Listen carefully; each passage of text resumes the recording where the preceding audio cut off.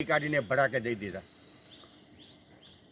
ફાંસીની સજા પડી, પણ સાવરકરથી આ સહન ન થયું. એમના માતાજી અષ્ટભુજા ભવાની પાસે જઈને પ્રાર્થના કરે કે માં, મારા જીવનનું રક્ત અને મારો શ્વાસ આ દેશ માટે છે. હું તમને પ્રાર્થના કરું છું કે આ દેશ સ્વતંત્ર થાય એના માટે હું મારા પ્રાણ આપી દઈશ. પોતે સોગંદ લે છે અને પછી આગળના અભ્યાસ માટે પોતે વિચારે છે કે જો મારે આ ક્ષેત્રમાં આગળ વધવું હોય તો મારે કાયદાનું નિષ્ણાંત થવું પડે. અને કાયદાના નિષ્ણાંત માટે, બેરિસ્ટર બનવા માટે એ વિચારે છે. ત્યાં બરોબર એના હાથમાં એક છાપું આવે છે. છાપું લંડનથી બહાર પડ્યું હોય છે અને છાપાના માલિક હોય છે શ્યામકૃષ્ણ વર્મા.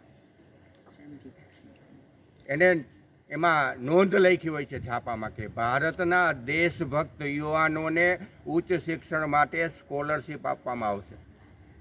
સાવરકરે આ વાંચ્યું અને એ એમની ઈચ્છા વ્યક્ત કરી. પત્ર પણ લખ્યો. એની સાથે સાથે લોકમાન્ય તિલકે પણ પત્ર લખ્યો કે આ યુવાન દેશભક્ત છે, એની રગ રગમાં સ્વતંત્રતાનું લોહી વહી રહ્યું છે, એને સ્કોલરશીપ આપો એવી મારી ભલામણ. એમને સ્કોલરશીપ મળી જાય છે. એ અહીંથી ઇંગ્લેન્ડ જાય છે. ઇંગ્લેન્ડમાં શ્યામકૃષ્ણ વર્માએ ઇન્ડિયા હાઉસ બનાવ્યું હતું. અંગ્રેજોના જ શાસનમાં, અંગ્રેજોના જ નાક નીચે અંગ્રેજ વિરુદ્ધ જો કોઈ સંસ્થા હાલતી હોય તો એ હાલ. અને શ્યામકૃષ્ણ વર્મા એટલે એ વ્યક્તિ કે જેની રગ રગમાં પણ ભારત માતાની આઝાદી માટેનું લોહી વહેતું હતું. 1930માં શ્યામકૃષ્ણ વર્માનું અવસાન થયું અને ત્યારે પોતાની અવસાન નોંધમાં એ લખી ગયા કે મેં જીવતા જીવ ભારતની સ્વતંત્રતા જોઈ નથી, પણ મારી ઈચ્છા છે કે મારા મૃત્યુ પછી પણ મારા અસ્થિને હિન્દુસ્તાનમાં લઈ જવામાં આવે. આ 1930ની એમની ઈચ્છા હતી. ભારત આઝાદ થયો 1947માં, પણ આ અસ્થિ લેવાની કોઈને પણ ઈચ્છા ન થઈ. આ ઘટના બની એના 73 વર્ષ પછી, જ્યારે નરેન્દ્રભાઈ મોદી ગુજરાતના મુખ્યમંત્રી હતા અને 2003માં જીનીવા ગયા અને કૃષ્ણ વર્માની અસ્થિ લઈને આવ્યા. કચ્છમાં માંડવી છે જે શ્યામકૃષ્ણ વર્માનું જન્મ સ્થળ છે, અને અહીંયા બરોબર ઇન્ડિયા હાઉસ બનાવ્યું જેવું લંડનમાં એમને બનાવ્યું.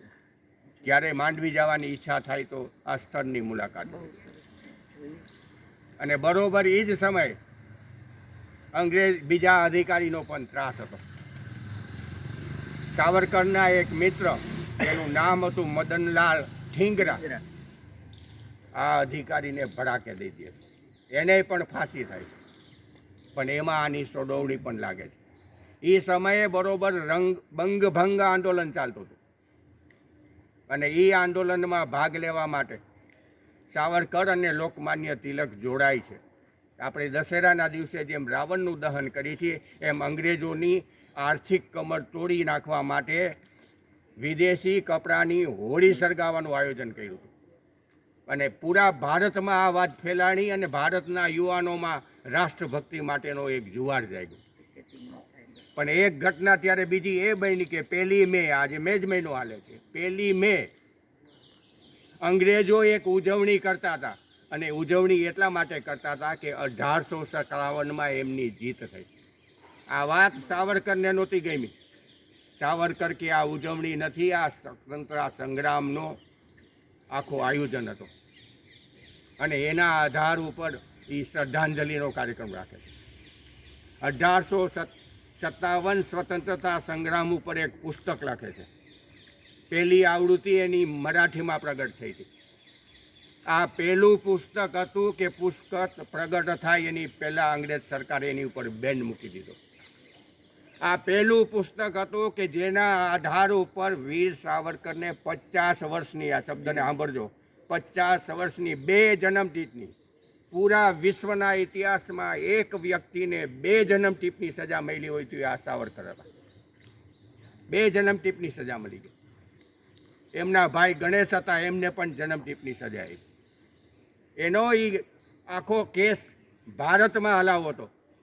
એટલે એ SS મારિયા સ્ટીમરમાં એને ભારત લઈ આવવામાં આવ્યા. વચ્ચે રસ્તામાં સાવરકરને લાગ્યું કે આ અંગ્રેજો આ કાંઈ કાવતરું કરશે. એ રસ્તામાં પોતે દરિયામાં છલાંગ લગાડી દે, લગાવીને ફ્રાન્સની જમીન ઉપર ઉતરે. ફ્રાન્સની પોલીસને કહે છે કે મને મેજિસ્ટ્રેટ પાસે લઈ જાઓ, પણ તે પહેલાં અંગ્રેજ આવી જાય છે, એને પકડી લે. એમ કે આ ચોર છે, આ અમારી હાથમાંથી ભાગી ગયો છે. ખરેખર આ કેસ ફ્રાન્સમાં હાલવો જોઈએ, આંતરરાષ્ટ્રીય કાયદાનું ઉલ્લંઘન થાય છે, પણ તે છતાં એને ભારતમાં લઈ આવવામાં આવે છે અને ભારતમાં જઈને એને સજા કરવામાં આવે છે. સજા કેવી? આદાબાન નિકાબાની કાળા પાણીની સજા. આ એવી સજા કે ગમે એવો માણસ 6 મહિનામાં કાં આત્મહત્યા કરી લે કાં પાગલ બની જાય. SS મહારાજા સ્ટીમરમાં એને આદામાન લઈ જાય. પહેલાં લઈ જાય ત્યારે એક એવી કોટડી હતી જેમાં 25 માણસો સમાઈ શકે, એની અંદર 50ને રાખે. એકબીજા પડખું પણ ન ફરી શકે. એની બાજુમાં એક ટીપ રાખવામાં આવ્યું હોય, એ ટીપમાં એ બધાય સંડાસને પેશાબ કરે અને સુવાનું એની બાજુમાં. નારિયેળના છોતરા ઉતારવાનું કામ આપે. આપણે જેમ ગાડીએ બળદથી તેલ કાઢતા હોય, અહીંયા માણસને તેલ કાઢતા હોય. અને સાવરકરની કોટડીની બરોબર સામે માણસોને ફાંસી અપાવતા હોય. કલ્પના તો કરો, માનસિક રીતે એને ભાંગવા માટે અંગ્રેજોએ કેટલો ત્રાસ આપ્યો. આટલું ઓછું હોય એમ એની બધી સંપત્તિ જપ્ત કરી લીધી. ભારતના ઇતિહાસમાં અંગ્રેજોનો આટલો ત્રાસ કોઈએ સહન કર્યો હોય તો વીર સાવરકરે કર્યો. પછી તો ધીમે ધીમે જેલમાં જ એને આખી ઉજવણી ચાલુ કરી દીધી. એનો પ્રભાવ બીજા કેદીઓ પર એટલો પડતો હતો. લોકમાન્ય તિલકનું જ્યારે અવસાન થયું ત્યારે પહેલી વાર આદાબાનની સેલર જેલમાં બધા કેદીઓએ ઉપવાસ કર્યો. અધિકારીને સમજ ન પડી કે આ એકબીજા સાથે વાતો કરવાની મનાઈ છે, તો આ એક સાથે આટલા બધા ઉપવાસ કેમ થયા? એ ખાલી બેડી એને પગમાં નાખી હોય એના અવાજના આધાર ઉપર એ સમજી જતા કે આપણે શું કરવાનું છે. જ્યારે સાવરકરજી આદામાનની સેલર જેલમાંથી છૂટતા હતા ત્યારે પોતે જાતા હતા ત્યારે એક અંગ્રેજ અધિકારી એની બાજુના કેદીને ગાળો દેતો. અંગ્રેજ અધિકારી વયા ગયા ત્યારે સાવરકર ઓલા એના સાથી કેદીને કહે છે કે આ અધિકારીએ જે તને ગાળો દીધી છે ને એ બધી ગાળો હું મારા માથા ઉપર ચડાવું છું. અત્યારે એનો સમય છે, પણ આપણું સમર્પણ એરે નહીં જાય. આ ભારતની ભૂમિ છે, ભારતની ભૂમિ ક્યારેય ઋણ પોતાની ઉપર નથી રાખતું. યાદ રાખજે, આ સાવરકરના એ શબ્દો છે, યાદ રાખજે. આ એ ભૂમિ છે જ્યાં ભારતના લોકો એને તીર્થ સ્થાન સમજશે. ભારતના માણસો અહીંયા માતૃભૂમિને શીશ ઝુકાવવા આવશે. અને બરોબર અત્યારે એ વાણી સાચી કરી છે. આ એ ભૂમિ હતી જ્યાં સુભાષચંદ્ર બોઝે પહેલી વાર તિરંગો ફેરાયો હતો. વર્તમાન સરકારે એના 21 દ્વીપ ઉપર સ્વતંત્ર સંગ્રામમાં જે લોકોએ પોતાના જીવની આહુતિ આપી છે એના ઉપર અહીંયા સ્ટેચ્યુ રાખી દીધા. એ પણ એક જોવા જેવું સ્થળ છે. ત્યાંથી પછી એને 11 વર્ષની આદામાનની કાળા પાણીની સજામાંથી ભારત લઈ આવવામાં આવે છે. ભારતમાં પણ અલગ અલગ જેલમાં, થાણેની જેલ હોય, પૂનાની જેલ હોય, યેરવડાની જેલ હોય. પહેલો માણસ હતો કે જેને આટલી બધી જેલમાં અંગ્રેજોએ રાખ્યા. કેટલો ડર હશે અંગ્રેજોને, તમે કલ્પના તો કરી દો. 1937માં આ માણસ છૂટે છે. 27 વર્ષ સુધી પોતે આ યાતના ભોગવી. આ યાતનામાંથી બહાર આવે ને પછી પાછો એનું કામ ચાલુ કરે છે. એનું પહેલું કામ હતું અસ્પૃશ્યતા આંદોલન.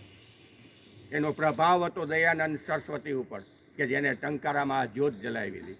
અને બીજા બરોબર એ સમયે એના 3 શિષ્યો હતા. એમાં એક હતા સાવરકર, બીજા હતા શ્યામકૃષ્ણ વર્મા અને ત્રીજા હતા લોકમાન્ય તિલક. આગળ જતા એને પોતાને વિચાર આવે છે કે હવે આ રાષ્ટ્ર માટે કંઈક કરવું. પણ અંગ્રેજોએ તો શરત આધારિત એને આપ્યા હતા.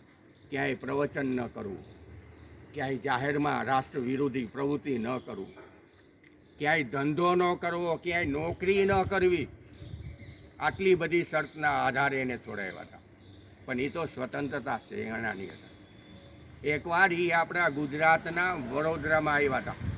અને વડોદરામાં ત્યારે વડોદરાના ગાયકવાડ એને સાંભળવા માટે આવ્યા હતા અને બીજા દિવસે ગાયકવાડે પોતાની ઘરે બોલાવ્યા ને 1.5 કલાક સુધી અસ્પૃશ્યતા વિશે ચર્ચા કરી હતી.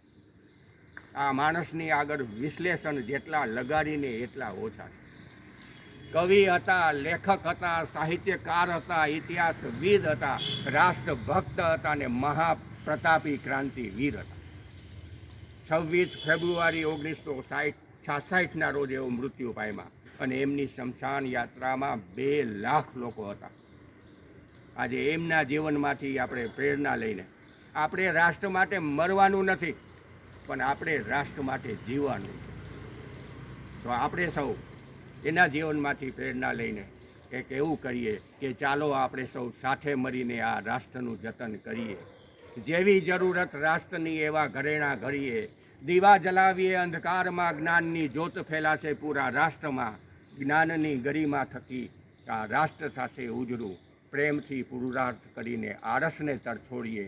ચાલો આપણે સૌ સાથે મળીને આ રાષ્ટ્રનું જતન કરીએ. રાષ્ટ્ર માટે કામ કરવું એ જ સાવરકરની ઈચ્છા છે.